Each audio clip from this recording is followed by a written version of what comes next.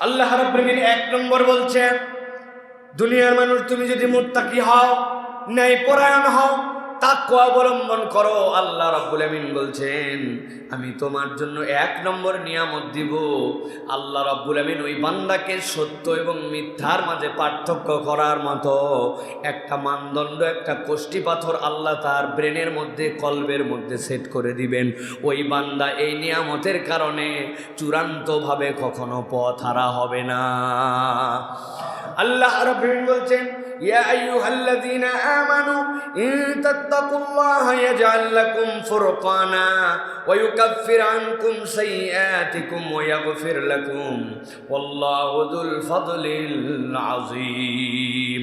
আল্লাহ রাব্বুল আলামিন বলছেন, ও দুনিয়ার মানুষ, ইয়া আইয়ুহাল্লাযীনা আমানু, হে ঈমানদারেরা, তোমরা যদি একবার তাত্তাকু, তোমরা যদি আল্লাহ রাব্বুল আলামিনের তাকওয়ার পথ অবলম্বন করো, তাত্তাকুল্লাহ ইয়াজআল লাকুম ফুরকানা, আল্লাহ বলছেন আমি রব্বুল আমিন তোমাদের জন্য সত্য এবং মিথ্যার মাঝে পার্থক্য করার মতো একটা মানদণ্ড তোমাদেরকে দান করে দিব। সুবহানাল্লাহ। মুফাসসিরিনে কেরাম ব্যাখ্যা করছেন এই ফুরকান মানে কি। এই ফুরকান হচ্ছে তিনটা অর্থে আসতে পারে। একটা, আল্লাহ রাব্বুল আমিন আপনার মধ্যে এমন হেদায়েতের আলো ঢুকায় দিবেন, বান্দা হাজার পাপ করবে, হাজার অন্যায় করবে, কিন্তু সে কখনো চূড়ান্তভাবে শিরিক করবে না। দুই নম্বরে, আল্লাহ রাব্বুল আমিন কোরআনের বুঝ তাকে দিয়ে দিবেন, যেহেতু কোরআন একটা ফুরকান। আর তিন নম্বরে, আল্লাহ রাব্বুল আমিন শরীয়তের পাবন্দি তার জন্য এমনভাবে গাইড করাবেন, ওই বান্দাকে শয়তান গাফেল করতে পারবে না। গাফেল হলেও আল্লাহ রাব্বুল আমিন আদরে আল্লাহ ওই বান্দাকে আবার পথের মধ্যে তুলে নিয়ে চলে আসবেন। কেউ যদি তাকওয়ার পথ অবলম্বন করে, আল্লাহ ন্যূনতম বান্দার জন্য এই দয়াটা দান করে দিবেন। আল্লাহ রাব্বুল আলামিন বলছেন, ওয়া ইউকাফির আনকুম সাইয়্যাতিকুম ওয়া ইয়াগফির লাকুম ওয়াল্লাহু যুল ফাদলিল আযীম। আর বান্দা আমি রব্বুল আমিন তোমার জন্য নিয়ামত দিবে। ওয়া ইউকাফির আনকুম সাইয়্যাতিকুম, বান্দা এমন সময় আল্লাহর হেদায়েতের রাস্তায় আসছে যেই সময়ের আগ পর্যন্ত বান্দার গুনাহে ভরা জীবন ছিল। গুনার ডিউরেশন তার 59 বছর, হেদায়েতের ডিউরেশন তার 1 বছর। এখন ওই বান্দার তো গুনার পাল্লা অনেক ভারী। আল্লাহ বলছেন, কোনো বান্দায় হেদায়েতের পথে আসার পরে সে যদি তাকওয়া অবলম্বন করে, আল্লাহ রাব্বুল আমিন তার অতীতের যত গুনাহ আছে সেইগুলা মুছে দিবেন। আল্লাহ রাব্বুল আমিন বান্দাকে মাফ করে দিবেন। তাহলে 1 নম্বর, তাকওয়ার পথ আমাদের দরকার। কেননা আমরা চাই হেদায়েতের কষ্টি পাথর এমন একটা মানদণ্ড, যেই মানদণ্ডের কারণে আমি যেন কখনো সঠিক পথ থেকে গাফেল না হয়ে যায়। 2 নম্বরে, আল্লাহ রাব্বুল আমিন বলছেন, যারা তাকওয়ার পথ অবলম্বন করবে, আমি রব্বুল আমিন আসমান জমিনের যত বরকতের দুয়ার আছে আমার বান্দার জন্য বরকতের দরজাগুলো আমি খুলে দিব। কেবলমাত্র বান্দা কেন্দ্রিক নয়, কোরআনুল কারীম আপনার আমার জন্য সাক্ষ্য দিচ্ছে। আল্লাহ সূরা আরাফ 96 নম্বর আয়াতের মধ্যে বলছেন, ও দুনিয়ার মানুষ শোনো, ওয়ালাউ আন্না আহলাল কুরআন আমানু ওয়াত্তাকাউ লাফাতাহনা আলাইহিম বারাকাতিম মিনাস সামাই ওয়াল আরদ। আল্লাহ বলছেন, ও দুনিয়ার মানুষ, কোন এলাকার মানুষ, কোন অঞ্চলের মানুষ যদি একবার আল্লাহ রাব্বুল আমিনকে ভয় করে চলতে শুরু করে, আল্লাহ যা নিষেধ করেছেন নিজেদের জীবন থেকে ফেলে দিয়েছে, আর যা করতে বলেছেন সেইগুলা করতে শুরু করেছে, আল্লাহ বলছেন, ও দুনিয়ার মানুষ, আমি আসমান জমিনের বরকতের যত দুয়ার আছে আমি ওই জনপদের জন্য সব দুয়ারগুলা খুলে দিব। আমরা আল্লাহর কাছে দোয়া করি, আল্লাহুম্মা ইফতাহ আলাইনা আবওয়াব রাহমাতিক, ও আমার রব, আপনি আমার জন্য আসমানের রহমতের দরজা খুলে দেন। আমি তো দোয়া করি নাই আল্লাহর কাছে রিজিকের দরজা খুলে দেন, আল্লাহ আপনি আমার ব্যবসায় বরকত দিয়ে দেন, আল্লাহ আপনি আমার সন্তান সন্ততিকে হেদায়েত দিয়ে দেন। আমি কোনো দোয়া করি নাই। আল্লাহ রাব্বুল আমিন এই আয়াতের আলোকে শিখাচ্ছেন, বান্দা একবার যদি আল্লাহ তোমার প্রতি রহমতের দুয়ার খুলে দেন, তোমার আর কোনো কিছুর অভাব হবে না, বাকি কিছু চাওয়া লাগবে না, রব্বুল আমিন সবগুলি তোমাকে দান করে দিবে। সেচ দিয়ে তুমি পানি দিছো তোমার জমিতে, সেচ দিয়ে পানি দিছো তুমি তোমার ফুলের টবে, সেচ দিয়ে পানি দিছো তোমার উঠানে, কিন্তু আল্লাহ যদি রহমতের বৃষ্টি একবার দেন, তোমার যেরকম ফুলের টবেও পড়ে, তোমার উঠানেও পড়ে, জমিনেও পড়ে। আল্লাহ বলছেন কোন জাতি গোষ্ঠীর লোকেরা যদি একবার তাকওয়ার পথ অবলম্বন করে, আমি আল্লাহ রাব্বুল আমিন তাদের জন্য এমন রহমতের দুয়ার খুলব, আমার বান্দার যা লাগবে ওই বান্দার আর বলতে হবে না। ওই বান্দা কেবল তাকওয়া অবলম্বন করে, আর চাহিদা পূরণ করার দায়িত্ব স্বয়ং রব্বুল আলামিনের। আল্লাহ বলছেন ওয়ালাকিন কাযযাবু ফাখাযনাহুম বিমা কানু ইয়াকসিবুন। কিন্তু দুঃখজনক বিষয়, এই বান্দাগুলা তো অস্বীকার করে আর মিথ্যা প্রতিপন্ন করে। আল্লাহ বলছেন এইগুলা তো এদের কামাইয়ের কারণে এইটা পায়। আজকের সমাজে অন্যায়, আজকের সমাজে বিভ্রান্তি, আজকের সমাজে যে আমাদের অনাচার কষ্ট, এইগুলো একটাও আল্লাহ চাপায় দেন নাই, এইগুলো আমরা নিজের হাতে কামাই করে নিয়েছি, ঠিক কিনা? আপনারা কে বলছে আইন বানাতে? চোরের আইন আপনার বানানোর দরকার কি? ব্যভিচারের আইন আপনার বানানোর দরকার কি? দুর্নীতির আইন আপনারে বানানো লাগবে কেন? আপনার আল্লাহ নিজে বানাই দিল না। আমার পছন্দ হয় নাই, আমি আমার ধারায় আমার সংবিধান আমার মতো রচনা করে নিলাম। আল্লাহর আইনের বিপক্ষে আপনি যদি আইন বানান আর সেইটা যদি বিচার করেন, কিয়ামত পর্যন্ত শান্তির সুবাতাস দেখতে পাওয়া যাবে না, কিয়ামত পর্যন্ত পাওয়া যাবে না। অতএব কেউ যদি তাকওয়া অবলম্বন করে, আল্লাহ রাব্বুল আলামিন ন্যায় অন্যায়ের একটা মানদণ্ড দিবেন। 2 নম্বর, তাদের জন্য আসমান জমিনের বরকতের দুয়ার খুলে দিবেন। 3 নম্বর, আল্লাহ বলছেন বান্দা আমি তোমার জন্য গায়েবী রিজিকের ব্যবস্থা করে দিব। সুবহানাল্লাহ। আল্লাহ রাব্বুল আলামিন বলছেন মান কানা ইউমিন বিল্লাহি ওয়াল ইয়াউমিল আখির, কোন বান্দা যদি আল্লাহর প্রতি ঈমান রাখে আর যদি সে স্বীকার করে পরকাল আছে, অতএব দুনিয়ার সিসি ক্যামেরা, দুনিয়ার আইন এইগুলো নয়, বরং আল্লাহকে ভয় করে পরকালে যেহেতু আমাকে হিসাব দিতে হবে, এইটার আলোকে আল্লাহর প্রতি ঈমান এনেছে।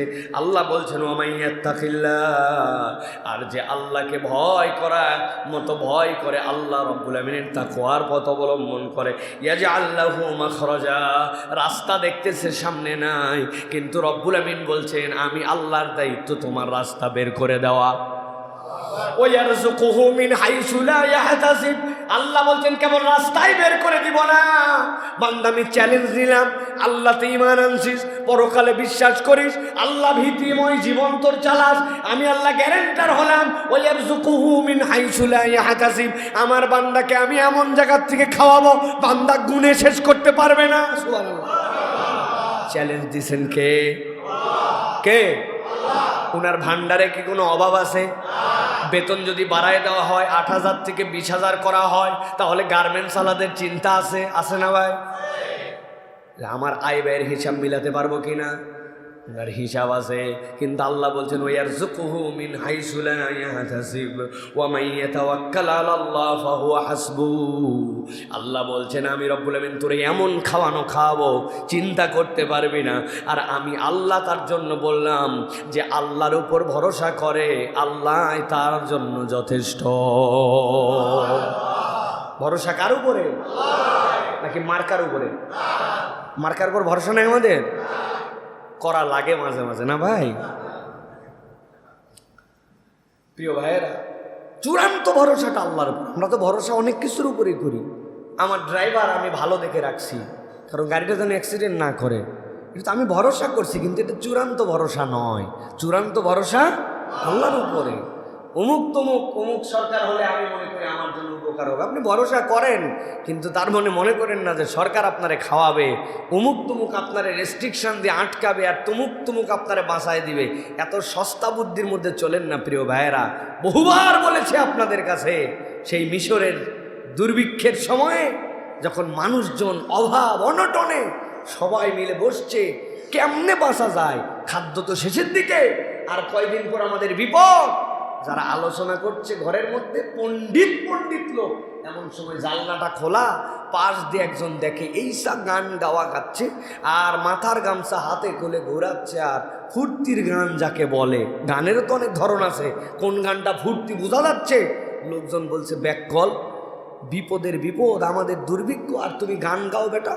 গান গেলেও আসতে গাও, এত জোরে কেন? লোকের মন খারাপ এই সময় গান গাওয়ার সময় নাকি? বলছে কি বিষয়ে মন খারাপ আর কি বিষয়ে আলোচনা? কই তুমি জানো না কি পরিমাণ দুর্ভিক্ষ আজকে মিশরে, খাবারের অভাব? বলে আপনারা আপনাদের চিন্তা করেন গা, আমি যার বাড়িতে কাজ করি, যার গোলাম, উনার বাড়িতে দোতলা, তিনতলা, নিচতলা, গোলা, এইগুলা ভর্তি কি পরিমাণ গম আছে, জব আছে, খেজুর আছে, এটা আমার জানা আছে। 1 বছর দুর্ভিক্ষ হলেও আপনারা মরবেন, আমার কোনো টেনশন নেই।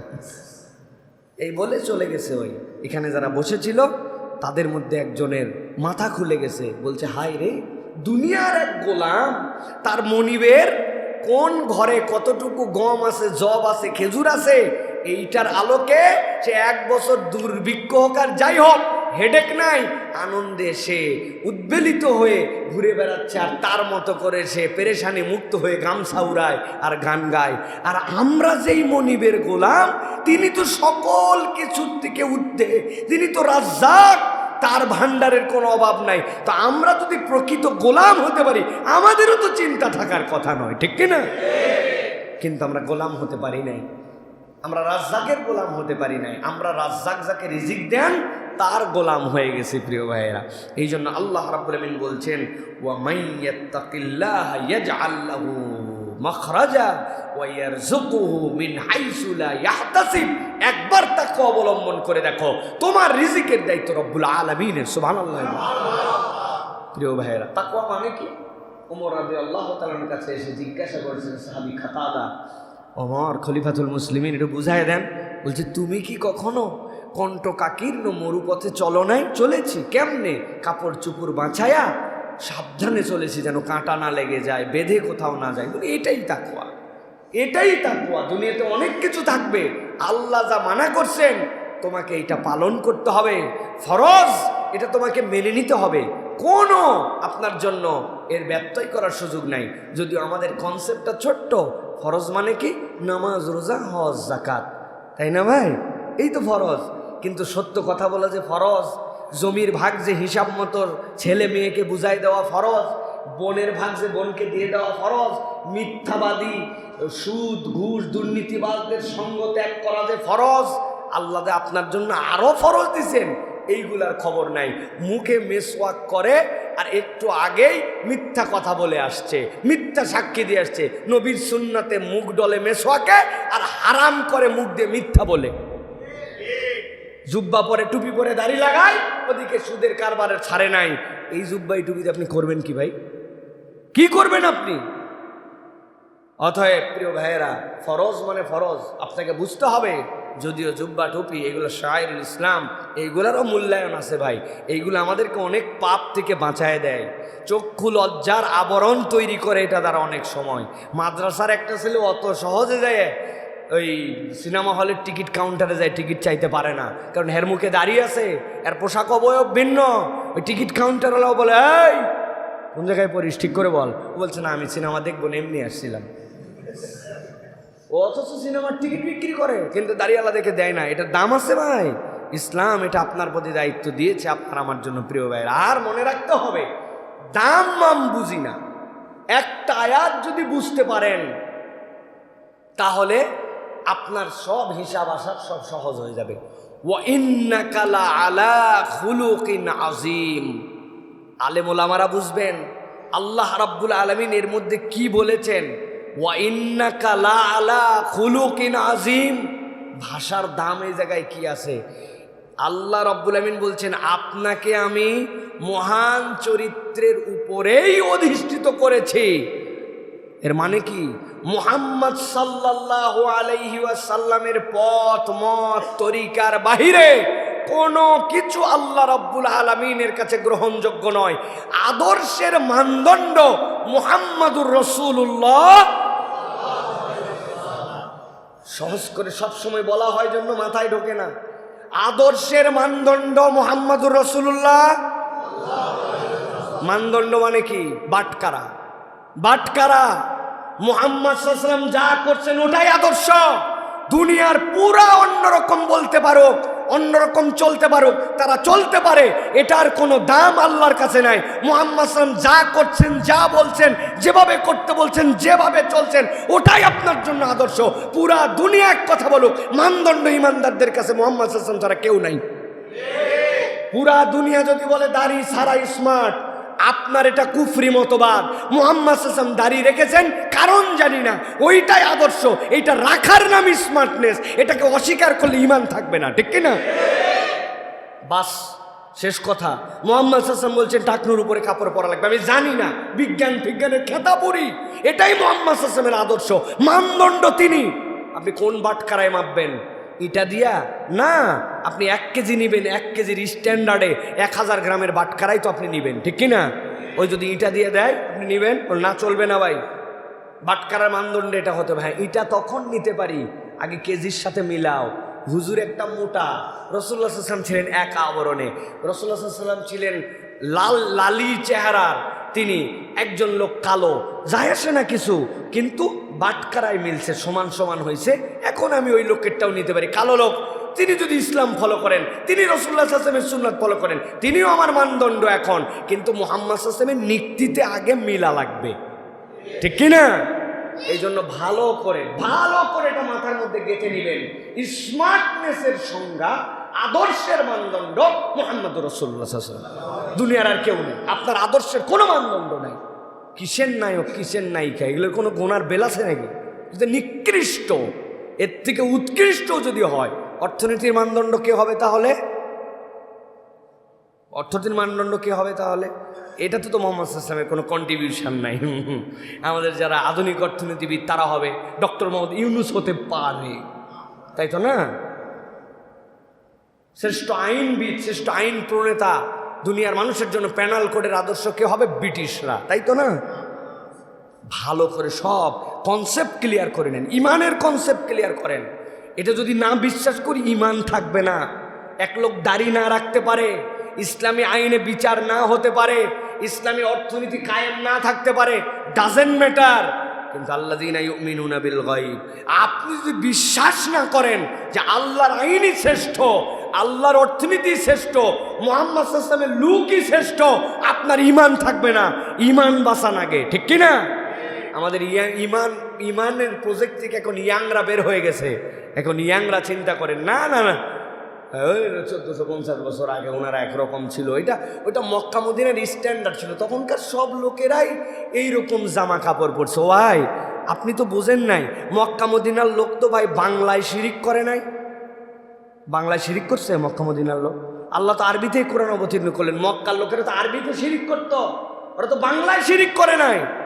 এর দ্বারা কি বুঝাতে চাইলাম? বুঝাতে চাইলাম যে আল্লাহ রাব্বুল আমিন আরবের লোক বলেই কেবল মুহাম্মদ সাল্লাল্লাহু আলাইহি ওয়াসাল্লামের প্রতি এরকম দেন নাই। মুহাম্মদ সাল্লাল্লাহু আলাইহি সাল্লামকে যা যা লাগবে আল্লাহ সেইভাবে তাকে গঠন করেছেন, এবং ওইটাই আমাদের জন্য স্ট্যান্ডার্ড। কেউ যদি এখন বলে আরবের মহিলারা ওই সময় ধুলা, ওই সময় মরুভূমি, এই জন্য তাদের কাপড়, তার উপর দিয়ে একটা আবরণ, ঠান্ডা যেন গরম যেন না লাগে, এই জন্য উপর দিয়ে একটা জিলবাব পরতে হতো, এটা ভাই টেন্ট যুগের মানুষ, আদি যুগের মানুষ। অতএব এখন আমাদের না লাগে, ইমান থাকবে। কিন্তু বোরকা পড়তে পারে নাই, পর্দা করে নাই, সে একটা হারাম কাজ করছে, কিন্তু ইমানটা টিকে থাকবে। কিন্তু এই সকল কথা যদি বলে, ইমান থেকে বের হয়ে যাবে। অতএব বাচ্চাদের আগে ইমান বাঁচান। এই ইয়াং জেনারেশন আধুনিকতার নামে মানদণ্ড ভুলে বেঈমান হয়ে যাচ্ছে এরা, ঠিক কিনা? ফেরাউন আর বাহিরে খোঁজা লাগবে না, ঘরে ঘরে ফেরাউন।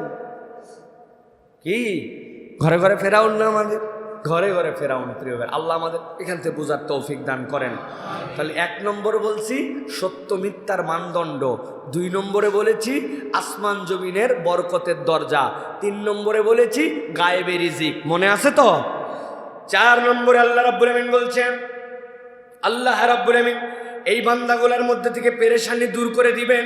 পেরেশানিটা মূল কি? মূল পেরেশানি দুনিয়াতে রিজিকের টানাটানির পেরেশানি নয়, মূল পেরেশানি দুনিয়াতে বাচ্চা কথা শোনে না এইটা নয়। বান্দার মূল পেরেশানি হচ্ছে আমার রব আমাকে গুনাহমুক্ত করেছেন কিনা। কেননা গুনাহমুক্ত না হতে পারলে জান্নাতে প্রবেশাধিকার পাওয়া যাবে না। আল্লাহ বলছেন আমি রব্বুল আমিন তোমাকে পেরেশানি মুক্ত করতে চাই, বান্দা রিজিক তো দিব, রহমত তো দিব, সত্য মিথ্যার মানদণ্ড তো তোকে দিব, সাথে আমি গ্যারেন্টার হলাম ইউকাফির আনকুম সাইয়্যাতিকুম ওয়া ইয়াগফির লাকুম আল্লাহু যুল ফাদলিল আযীম। আল্লাহ বলছেন আমি তোর গুনাহ মুছে দিব, আমি রব্বুল আমিন তাকওয়ার কারণে তাকে ক্ষমাও করে দিব। আর জেনে রাখ তোর রব হচ্ছে মহান রব, যিনি তোর জন্য এইগুলা করাকে যদি তাকওয়া অবলম্বন করিস নিজের উপরে নিজেই দায়িত্ব বানায় নিছে। আল্লাহ কেউ দায়িত্ব দেয় নাই, কিন্তু আল্লাহ বলছেন কেউ যদি একবারে তাকওয়ার পথ অবলম্বন করে আমি তার গুনাহ কেবল মুছেই দিব না, আমার বান্দাকে আমি পরিপূর্ণভাবে ক্ষমাও করে দিব। সুতরাং রব্বুল আলামিন পেরেশানি মুক্ত করতে চান, বান্দা তুই না পরে হয়রান হয়ে গেছে, আল্লাহ আমার গুনাহ, আল্লাহ আমার গুনাহ, আল্লাহ আপনি আমাকে বাঁচান। আল্লাহ বলছেন এইটা বাঁচতে পারবি তখন যখন তুই পরিপূর্ণ তাকওয়ার পথে ঢুকবি। একবার মুত্তাকি হ, মাপ চাওয়া লাগবে না, অটোমেটিক আল্লাহ ক্ষমা করে দিবেন। সুবহানাল্লাহ। মোবাইলে মাঝে মাঝে আপডেট ভার্সন আসে না ভাই, আসে না? আপনারা আপডেট দেন, আইফোনের update, iOS update, software update আসে না? আপডেট আসলে কি পিছনের ভার্সন আপনার মোবাইলে আবার থাকে ভাই? ওটা উল্লেখই থাকে না, ওটা শেষ, আপনি আপডেটেড হয়ে গেছেন, পিছনের গুলা সব চলে গেছে।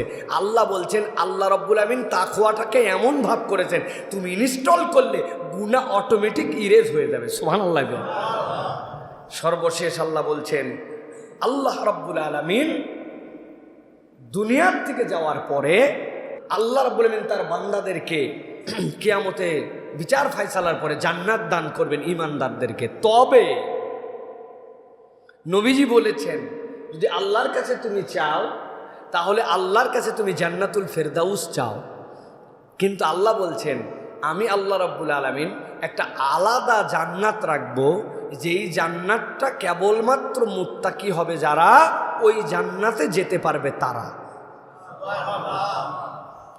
একটা জেনারেল বিনোদনের জায়গা, টিকিট কেটে ঢুকছেন, বাহ এটা তো অনেক সুন্দর, এটা তো অনেক ভালো, এই রাইডটা তো দারুণ, তো দেখতেছি উপর দিয়ে ঘুরতেছে, কিন্তু এই রাইডে ওঠার জন্য আপনার আলাদা আবার এন্ট্রি পাস লাগবে, আলাদা টিকিট লাগবে আপনার জন্য। আল্লাহ বলছেন জান্নাতে তো যাবেই, কিন্তু একটা আলাদা জান্নাত থাকবে, যেই জান্নাতটা আল্লাহ রাব্বুল আমিন মুত্তাকিদের জন্য রাখবেন। সরকারি অফিসার অনেক আছে, কিন্তু বিপিএটিসি যেটা আমাদের আছে, যে বাংলাদেশ যে কি বলে অ্যাডমিনিস্ট্রেশন ক্যাডারের যে প্রশিক্ষণ কেন্দ্র, ওই জায়গায় সবাই যায় না। বিসিএসে পাশ করার পর ওখানে ট্রেনিংয়ের জন্য যাওয়া হয়, যাওয়ার পরে ট্রেনিং দিয়ে আপনাকে ওখান থেকে বের করবে। আল্লাহ বলছেন বান্দা তোমাদের জন্য যারা তাকওয়া অবলম্বন করবে আমি আল্লাহ জান্নাতুন নাঈম নামে একটা জান্নাত রাখবো, এই জান্নাতটা কেবল মুত্তাকিদের জন্য। সুবহানাল্লাহ। আল্লাহ রাব্বুল আলামিন বলছেন ইন্নালিল মুত্তাকিনা ইনদা রাব্বিহিম জান্নাতুন নাঈম আফানাজআলুল মুসলিমিনা কাল মুজরিমিন। আল্লাহ বলছেন ও দুনিয়ার মানুষ, যারা আল্লাহর জন্য একবার তাকওয়ার পথ অবলম্বন করবে মুত্তাকি হয়ে যাবে। ইনদা রাব্বিহিম জান্নাতুন নাঈম, রব্বুল আমিনের কাছে নাঈম নামক একটা জান্নাত রব্বুল আলামিন তাদের জন্য রাখবেন। আল্লাহ বলছেন ও দুনিয়ার মানুষ, তোমাদেরকে আমি বলে দিতে চাই দুনিয়াতে মুজরিম যারা অপরাধী আর মুসলিম, এই দুই দল কি কখনো একরকম হতে পারে? আল্লাহ বুঝাতে চান একরকম হবে না। এই জন্য আল্লাহ বলছেন তাকওয়ার পথ অবলম্বন করো। একবার যদি তোমার জীবনে তুমি মুত্তাকি হয়ে যাও, আল্লাহ রাব্বুল আমিন তোমার জন্য এই জান্নাতুন নাঈমের সৌন্দর্যটা উপভোগ করার ব্যবস্থা করে দিবেন। সুবহানাল্লাহ বিহামদি। সবাই জানি আমরা ভাই, সব সময় আমাদেরকে বলা হয় তাকওয়ার পথ অবলম্বন করেন, তাকওয়াবান হন, কিন্তু আমরা ভাই তাকওয়াদার হতে পারলাম না আজ পর্যন্ত। মানুষকে কি বলবো ভাই, আমার মতো গাফেল খুব কমই আছে আপনাদের এখানে। আমরাই তো তাকওয়াদার হতে পারি নাই কত দিক দিয়ে। সুবহানাল্লাহ। চোখের গুনাহ, অন্তরের গুনাহ, মোবাইলের গুনাহ, নখের গুনাহ, হাতের গুনাহ, পায়ের গুনাহ, সময় মতো নামাজ না পড়ার গুনাহ, কত গুনাহ। অথচ যেগুলা ফরজ নির্দেশনা আল্লাহর ছিল যে তুমি চোখ দিয়ে গুনাহ করো না, তুমি হাত দিয়ে গুনাহ করো না, তুমি মনে খারাপ কল্পনা এনো না, আসলেও সাথে সাথে সাথে ইনাবাযুক্ত অন্তর বানায়া আল্লাহমুখী হয়ে যাও। এইগুলোর থেকে আমরা শুনলাম আর মানলাম না, এই দলের মধ্যে আমরা সামিল হয়ে গেছি প্রিয় ভাইয়েরা। আর যেগুলো বড় বড় বিষয় সেগুলো তো আমাদের সাথে অহরহ এখন সম্পৃক্ত আমাদের সাথে প্রিয় ভাইয়েরা। অধিকাংশ মানুষ পাঞ্জেখানা নামাজ পড়ে না, অধিকাংশ মানুষ আল্লাহ রাব্বুল আমিনের ফরজ বিধান পালন করে না, অধিকাংশ নারীরা এখন ফরজ বিধান পাত্তা দেয় না, আল্লাহর ফরজ যেইগুলা পর্দা পুছিদা আছে এইগুলা পালন করে না, কার সাথে দেখা করা যাবে কার সাথে দেখা করা যাবে না এইগুলা বিধানের তোয়াক্কা করে না। ব্যবসায়ীরা হালাল হারাম সেটা ভেজাল দুর্নীতিমুক্ত এইগুলা মানে না, হারামের সয়লাভ প্রিয় ভাইয়েরা। মুত্তাকি মানুষ পাওয়া এখন দূরবীন দিয়ে খুঁজেও কঠিন, ঠিক না ভাই? এই জন্য আসেন না ভাই, আমরা আজকের তো একটু সিদ্ধান্ত নেই যে আমরা তাকওয়ার পথ অবলম্বন করব। বাড়িতে যেয়ে নিজের জীবনের একটা বিশ্লেষণ লিখব। 5টা আল্লাহ যেগুলো নিষেধ করেছেন, আলহামদুলিল্লাহ নামাজ তো আমি পড়ি, আলহামদুলিল্লাহ আমি তো মিথ্যা কথা পরহেজ করে থাকারই চেষ্টা করি, সুদের কারবারের সাথে তো আমি জড়িত নাই, আমার স্ত্রী তো আলহামদুলিল্লাহ পর্দায় আসেন, কিন্তু তারপরেও আমি একটু খুঁজে বের করি তো আল্লাহ নিষেধ করছেন কি কি যেইগুলোর সাথে আমার আরও সম্পৃক্ত আছে। আমি তো ভালো, কিন্তু যেইগুলোর সাথে মিশি এইগুলো তো ভালো না, এইগুলোর সাথে তো আমাকে এই সঙ্গত ত্যাগ করতে হবে। আল্লাহর আইনের প্রতি আমার আস্থা আছে কি না, আল্লাহ আমার সাথে কি কি আরও খারাপ যুক্ত আছে, কথায় কথায় তো আমি গালি দিয়ে বসি। গিবতটা আল্লাহ কোরআনে কঠিনভাবে নিষেধ করেছেন, এখনও তো গিবত বাদ দিতে পারলাম না। চগলখড়ি করে মাঝে মাঝে পিছনে কথা বলে বেড়ায়, এর কথা তাকে লাগায় ওর কথা তাকে লাগায়, স্ত্রীর সাথে সদাচরণ করি না। প্রত্যেকের আমরা তালিকা করলে এরকম দোষের ভান্ডার আমরা খুঁজে বের করতে পারবো। 5টা আমাদের গুণযুক্ত করব, আর 5টা দোষ আমার থেকে বাদ দিব। লিখতে হবে বাড়িতে যায়, যারা পারবেন হাত তোলেন, মুখে মুখে না, মুখে হলে হবে না, লিখতে না পারলে লেখালেখি না জানলে আপনার হাত তোলা দরকার, জানলে হাত তুলতে হবে। 5টা খারাপ অভ্যাস আছে আল্লাহ আমি বাদ দেওয়ার চেষ্টা করব, পারবেন ইনশাআল্লাহ? আর 5টা গুণ আমার জীবনে যুক্ত করব, পারবেন ইনশাআল্লাহ? হাত নামান, যুক্ত করবেন গুণ কি? আগে রাগ করতাম, এখন হাসি মুখে কথা বলবো। আগে মুখ দিয়ে সালাম বেরোতো না, এখন সালাম দিব। উমুক আত্মীয় স্বজনের সাথে সম্পর্কটা কেমন জানি ঢিল ঢাল হয়ে গেছিল, যা মাফ করে দিয়ে সম্পর্কগুলো জুড়াই দিব। আল্লাহ প্রত্যেক দিন 2-3টা মানুষকে নামাজের দাওয়াত দেওয়ার চেষ্টা করব। অমুক জায়গায় অন্যায় হয়, এই অন্যায়টা থেকে কিভাবে দূরে সরানো যায় এইটার চেষ্টা করব। ভালো মানুষের পক্ষে থাকবো। এরকম আপনি শত শত চিন্তা করতে পারেন। 5টা গুণ আপনার জীবনে যুক্ত করতে হবে, 5টা দোষ আল্লাহ যেগুলো অপছন্দ করেন মুক্ত করার চেষ্টা করতে হবে। পারবেন ইনশাআল্লাহ? পারবেন ইনশাআল্লাহ? আল্লাহ আমাদেরকে তৌফিক দান করুন, আল্লাহুম্মা আমিন। মুখে হয় না ভাই, না লেখলে হয় না। যাওয়ার পরে আপনারা সবাই ভুলে যাবেন জানি, তারপরে যদি 1, 2, 5, 10টা মানুষের মনে থাকে, আর যদি এটা চেঞ্জ হয় আমাদের ইনশাআল্লাহ আজকের আলোচনা, তাহলে আমাদের জন্য কল্যাণ বয়ে নিয়ে আসবে। আল্লাহ আমাদেরকে তাকওয়ার পথ অবলম্বন করার তৌফিক দান করুন, বলেন আল্লাহুম্মা আমিন।